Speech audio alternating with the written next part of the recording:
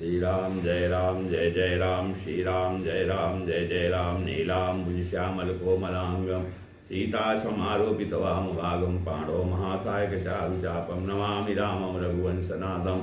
ओम श्री सीतारामचंद्राभ्याम नमः, उमा महेश्वराभ्याम नमः। ओम श्री एकादश की दक्षिणेश्वर धाम प्रकाशिनते नमः।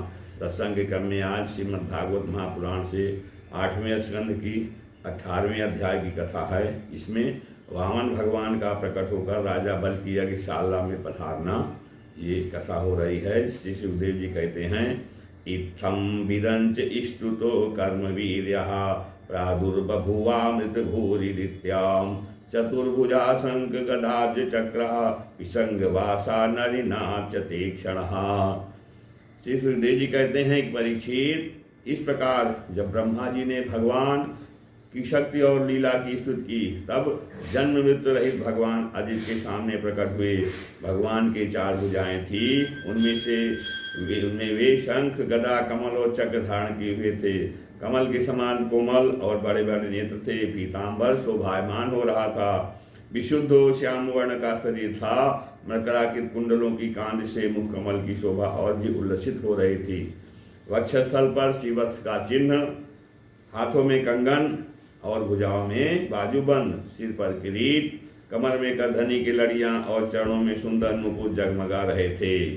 और भगवान के गले में स्वरूपभूत वनमाला धारण किए हुए थे, जिसके चारों ओर झुंड के झुंड भौरे गुंजार कर रहे थे। उनके कंठ में कौस्तुभमणि सुशोभित थी। भगवान की अंग कांध से प्रजापति कश्यप जी के घर का अंधकार नष्ट हो गया और उस समय दिशाएं निर्मल हो गईं। नदी और सरोवरों का जल स्वच्छ हो गया और प्रजा के हृदय में आनंद की बाढ़ आ गई। सब वृत्तियां एक साथ अपना अपना गुण प्रकट करने लगी। स्वर्गलोक, अंतरिक्ष, पृथ्वी, देवता, गौ, द्विज और पर्वत, इन सब के हृदय में हर्ष का संचार हो गया। परीक्षित, जिस समय भगवान ने जन्म ग्रहण किया, उस समय चंद्रमा स्वर्ण नक्षत्र पर थे। भाद्रपद मास के शुक्ल पक्ष की स्वर्ण नक्षत्र वाली द्वादशी थी।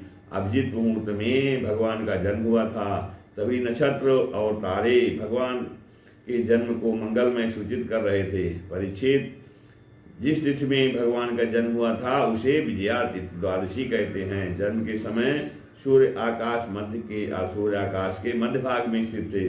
भगवान के अवतार के समय शंख, ढोल, मृगंग, दम और नगाड़े आदि बाजे बजने लगे। इस तरह के बाजों तुरहियों की तुमुल ध्वनि होने लगी। अप्सराएं प्रसन्न होकर नाचने लगी। श्रेष्ठ गंधर्व गाने लगे। मुनि देवता, मनु, पितर और अग्नि स्तुति करने लगे। सिद्ध, विद्याधर, किम पुरुष, किन्नर, चारण, यक्ष, राक्षस, पक्षी, मुख्य नागगण और देवताओं के अनुसार नाचने गाने एवं भूल प्रशंसा करने लगे तथा उन लोगों ने अदिति के आश्रम को वह पुष्पों की वर्षा से ढक दिया। जब अदिति ने अपने गर्भ से प्रकट हुए परम पुरुष परमात्मा को देखा तो अत्यंत आश्चर्यचकित रही और मन परमानंदित हो गई, बहुत आनंद में हो गया। प्रजापति कश्यप जी भी भगवान को अपनी योग माया से शरीर धारण किए हुए देख विस्मित हो गए और कहने लगे, जय हो। दृष्ट्वादितिष्ठं निज गर्भ संभवम परम पुमान समुदमाप विस्मिता गृहीत देहं निज योग मायया प्रजापतिश्चाह जयति विस्मिता। इस प्रकार से भगवान की जय जयकार करने लगे। परीक्षित, यत्तद् बभुर्भाति विभूषणायुधैर्व्यक्त चिद्व्यक्त मधारयद्धरिः बभूव तेनैव समाम वामनो वटुः संपश्यतो दिव्य गतिर्यथा पट्नटः। तो परीक्षित, भगवान स्वयं अव्यक्त एवं चित स्वरूप हैं। उन्होंने जो परम कांतिमय आभूषण एवं आयुधों से युक्त वह शरीर ग्रहण किया था, उसी शरीर से कश्यप और अदिति के देखते देखते वामन ब्रह्मचारी का रूप धारण कर लिया। ठीक वैसे ही जैसे नट अपना वेश बदल ले, क्यों न हो, भगवान की लीला तो अद्भुत है ही। और भगवान को वामन ब्रह्मचारी के रूप में देखकर महर्षियों को बड़ा आनंद हुआ। उन लोगों ने कश्यप प्रजापति को आगे करके उनके जात कर्मांश संस्कार करवाए। जब उनका उपनयन संस्कार होने लगा, तब गायत्री के अधिष्ठाता देवता स्वयं सविता ने उन्हें गायत्री का उपदेश किया। देवगुरु बृहस्पति जी ने यज्ञोपवीत और कश्यप ने मेखला दी। पृथ्वी ने कृष्ण मृग का चर्म, वन के स्वामी चंद्रमा ने दंड, माता आदित्य ने कौपीन और कटिवस्त्र एवं आकाश के अभिमानी देवता ने वामन वेशधारी भगवान को छत्र दिया। परीक्षित, अविनाशी प्रभु को ब्रह्मा जी ने कमंडलों, सप्तर्षियों ने कुश और सरस्वती ने रुद्राक्ष की माला समर्पित की। इस प्रकार से जब वामन भगवान का उपनयन सत्कार हुआ तब यक्षराज कुबेर ने उनको भिक्षा का पात्र और सती शिरोमणि जगज्जननी स्वयं भगवती उमा ने भिक्षा दी। इस प्रकार जब सब लोगों ने वेशधारी भगवान का सम्मान किया तब वे ब्रह्मर्षियों से भरी हुई सभा में अपने ब्रह्म तेज के कारण अत्यंत शोभायमान हुए। इसके बाद भगवान ने स्थापित और प्रज्वलित अग्नि का कुशों से परिसमूहन और परिस्तरण किया करके पूजा की और समिधाओं में हवन किया। परीक्षित, उसी समय भगवान ने सुना कि सब प्रकार की सामग्रियों संपन्न यशस्वी बलि भृगवंशी ब्राह्मणों के आदेशानुसार बहुत से अश्वमेध यज्ञ कर रहे हैं। तब उन्होंने वहां के लिए चल दिया। भगवान समस्त शक्तियों से युक्त हैं। उनके चलने के समय उनके भार से पृथ्वी पग पग जो है पर झुकने लगी। तम नर्मदायास्तत उत्तरे बले यस्ते भृगुकंच संघ्रके प्रवर्तयन्तो भृगवः क्रतुतमं व्यक्षतारादुदितं यथा रविम। तो जैसे जब भगवान चलने लगे तो नर्मदा नदी के उत्तर तट पर भृगुकच्छ नाम का एक बहुत बड़ा सुंदर स्थान है। वहाँ बल के भृगवंशी पृथ्वी शेष यज्ञ का अनुष्ठान कर रहे थे। उन लोगों ने दूर से ही वामन भगवान को देखा तो उन्हें ऐसा जान पड़ा मानो साक्षात सूर्यदेव का उदय हो रहा हो। परीक्षित, वामन भगवान के तेज से ऋत्विज, यजमान और सदस्य सबके सब निस्तेज हो गए।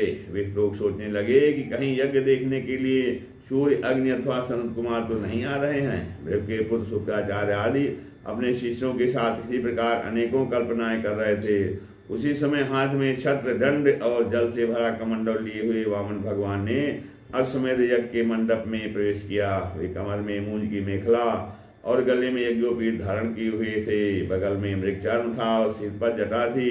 इसी प्रकार बौने ब्राह्मण के वेश में अपने माया से ब्रह्मचारी बने हुए भगवान ने जब उनके यज्ञ मंडप में प्रवेश किया तब भृगवंशी ब्राह्मण उन्हें देखकर अपने शिष्यों के साथ उनके तेज से प्रभावित एवं निष्प्रभ हो गए। वे सबके सब अग्नियों के साथ उठ खड़े हुए और उन्होंने वामन भगवान का स्वागत सत्कार किया। भगवान के लघु रूप के अनुरूप सारे अंग छोटे छोटे बड़े ही मनोरम एवं दर्शनीय थे। उन्हें देखकर बलि को बड़ा आनंद हुआ और उन्होंने वामन भगवान को एक उत्तम आसन दिया। फिर स्वागत वाणी से उनका अभिनंदन किया और पैर धोए। संघ सहित महापुरुषों को भी अत्यंत मनोहर लगने वाले वामन भगवान की पूजा किया। भगवान के चरणों का धोवन परम मंगलमय है। उससे जीवों के सारे पाप ताप धुल जाते हैं। स्वयं देवादिदेव चंद्रमौली भगवान शंकर ने अत्यंत भक्ति भाव से उसे अपने सिर पर धारण किया है। आज वही जनामित धर्म के मर्म के राजा बलि को प्राप्त हुआ है। उन्होंने बड़े प्रेम से उसे अपने मस्तक पर रख लिया है।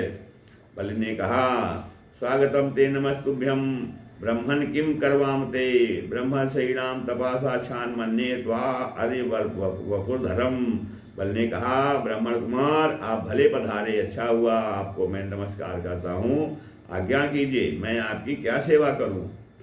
आर्य ऐसा जान पड़ता है कि बड़े बड़े ब्रह्मर्षियों की तपस्या ही स्वयं मूर्तिमान होकर मेरे सामने आई है।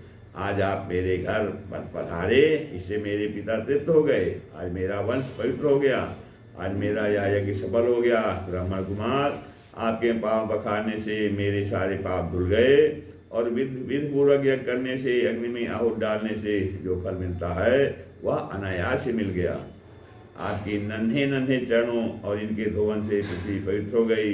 ब्राह्मण कुमार, ऐसा जान पड़ता है कि आप कुछ चाहते हैं। परम पूज्य ब्रह्मचारी जी, आप जो चाहते हो, गाय, सोना, सामग्रियों से सुसज्जित घर, पवित्र अन्न, पीने की वस्तु, विवाह के लिए ब्राह्मण की कन्या, संपत्तियों से भरे हुए गांव, घोड़े, हाथी, रथ, वह सब आप मुझसे मांग लीजिए। अवश्य वह सब मुझसे मांग लीजिए। याम कांचनम गुणवद धाम मृष्टम तथान्न पेयामुत वा विप्रकन्याम रामान समिद्धान स्तुर्गान गजान वा रथान तथा तम संप्रतीक्ष। तो भगवान ने कहा कि आपको जो मांगना है वो अवश्य मांग लीजिए।